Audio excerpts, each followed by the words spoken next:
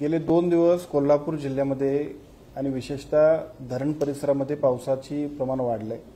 हे सगळे प्रमाण वाढल्यामुळे साहजिकच सगळ्या नद्या पात्राबाहेर सुद्धा येतील अशी परिस्थिती आहे आणि त्या संदर्भातली बैठक आज जिल्हाधिकारी कार्यालयात आपण सर्व अधिकाऱ्यांसमेत घेतली।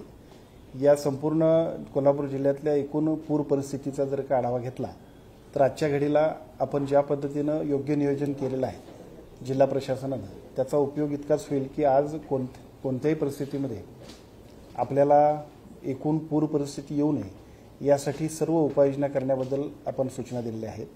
मला असं वाटतं की या सर्व सूचना देत असताना एका बाजूला सद्यस्थितीमध्ये आणखीनही 2 दिवस पुराच्या बद्दल पाऊस अजून सुद्धा पडेल अशा पद्धतीची परिस्थिती आहे। समजा पाऊस वाढला तरी सुद्धा सर्व अधिकाऱ्यांनी आपले हेडक्वार्टर सोडायचं नाही।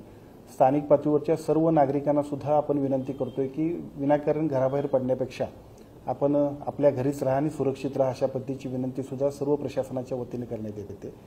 सर्व अधिकारी आपल्याला ज्या सूचना देतील, शासकीय यंत्रणा ज्या पद्धतीची सूचना देतील त्याचा फक्त आपण सगळ्यांनीच त्याचं पालन करावं अशा पद्धतीची विनंती सुद्धा आपण करतोय। महापूर येण्यामध्ये कोल्हापूरच्या 2 गोष्टी महत्त्वाच्या आहेत। एका बाजूला पावसाचं प्रमाण प्रचंड वाढतंय आणि दुसऱ्या बाजूला खालच्या बाजूला असणाऱ्या आलमट्टीने सुद्धा जर काही पाण्याचा विसर्ग सोडला नाही तर मग त्या पाण्याचा सगळा तुंब येतो आणि शिरोळनंतर साहजिकच आपल्या सगळ्यांना सुद्धा त्याचा फटका बसतोय।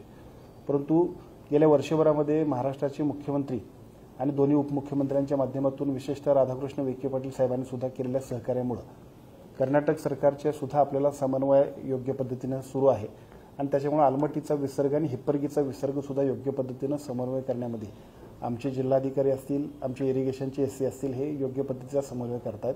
त्यामुळे तोही पाण्याचा विसर्ग योग्य पद्धतीने पुढे चालू आहे। फक्त विनंती इतकीच आहे की प्रशासनाने दिलेल्या सूचनांचं आपण पालन करूया।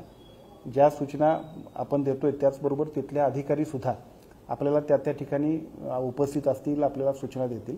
माझी विनंती एवढी आहे की पाऊस आणखीन 2 दिवस जरी वाढला तरी सुद्धा योग्य त्या उपाययोजना करण्यासाठी प्रशासनाची यंत्रणा सज्ज आहे।